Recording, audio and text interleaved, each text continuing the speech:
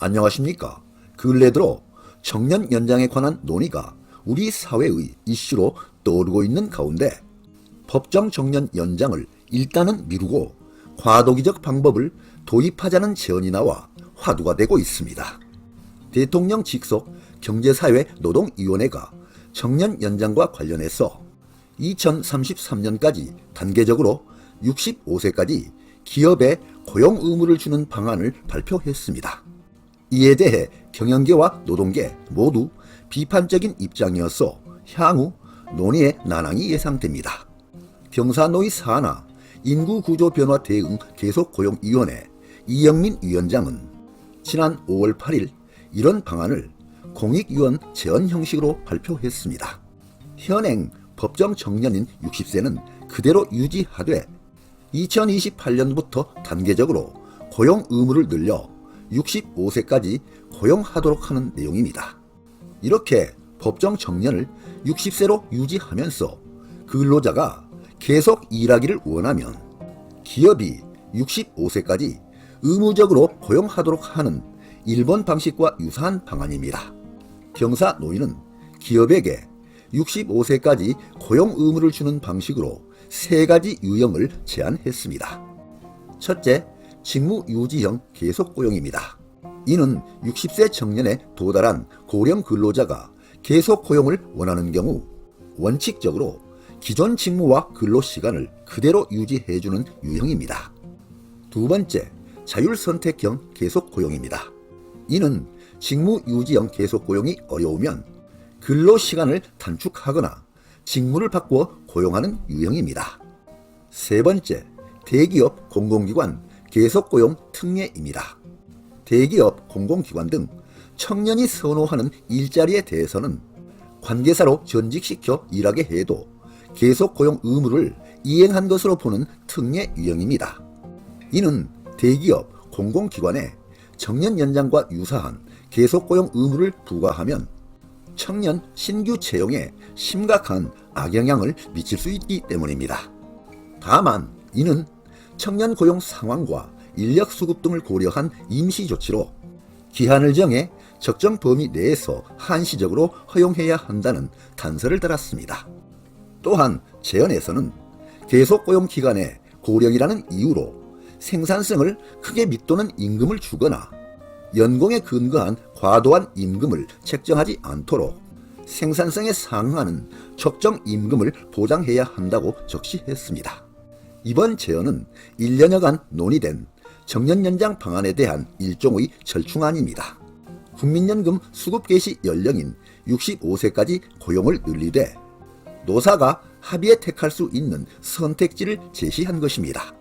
이는 노동계가 요구한 정년연장 방안을 부분적으로 수용하면서도 경영계가 원하는 직무 및 근로시간 조정안도 반영했다는 게 경사노위 측의 설명입니다.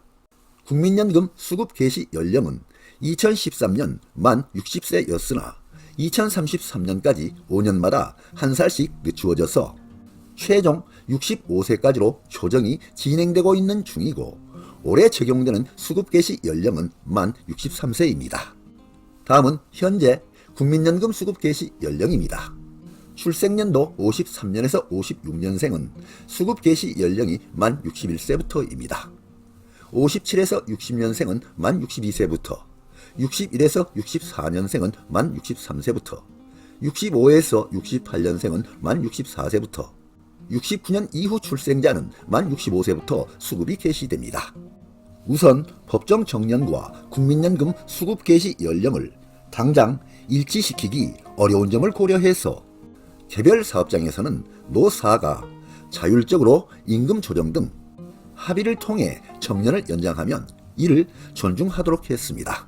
반면 정년 연장에 대한 노사 합의가 없는 사업장의 사업주에게는 고령자 계속고용 의무가 부여됩니다. 계속고용 의무 적용 시기는 올해 관련 입법을 전제로 하여 2026에서 2027년까지 2년간 유예기간을 부여한 뒤에 단계적으로 연령을 올릴 것을 제안했습니다. 다음은 고령자 계속고용 의무 제도 적용 예시입니다. 국민연금 수급 연령, 계속고용 의무 연령, 그리고 국민연금 수급과 계속고용 의무 연령간 차이를 보겠습니다. 2026년, 2027년에는 국민연금 수급 연령이 63세부터 계속고용 의무 연령은 60세로 국민연금 수급과 계속고용 의무 연령 간 차이는 3살 차이가 납니다. 2028년, 2029년에는 2살 차이, 2030년, 2031년에는 1살 차이, 2032년부터는 차이가 나지 않아 국민연금 수급 연령과 계속고용 의무 연령이 일치가 됩니다. 계속고용위원회는 지난해 6월 출범해 지난 1년간 노사정위원이 참석한 가운데 계속고용 문제를 논의해 왔는데요. 다만 이날 발표된 경사노위 제언은 노사정 합의안이 아니라 공익위원회 제언으로서 법적 강제력이 주어진 것은 아닙니다. 또한 이와 같은 경사노위 계속고용 의무 제언에 대해서는 경영계, 노동계, 정치권의 의견이 모두 다르게 나타나고 있습니다. 경영계의 입장입니다. 사측 입장인 한국경영자총협회는 이날 임금체계 개편이 전혀 논의되지 않은 상황에서 고용 의무를 강제하는 것은 기업 비용 부담을 심화시키는 조치라며 비판적인 입장을 보이고 있습니다. 노동계의 입장입니다. 한국노동조합 총연맹은 노조가 없는 86%의 사업장이나 교섭력이 낮은 사업장은 정년 연장이 아닌 사업장의 재량에 맞추어 비용 절감형을 선택할 가능성이 높다며 비판적인 입장을 보이고 있습니다. 정치권의 입장입니다. 국민의힘은 퇴직 후 재고용 방식을 통하여 계속 고용을 하는 방식에 주안점을 두고 있고, 더불어민주당은 현행 60세인 법정 정년을 65세까지 단계적으로 늘려가는 방안에 무게를 두고 있습니다.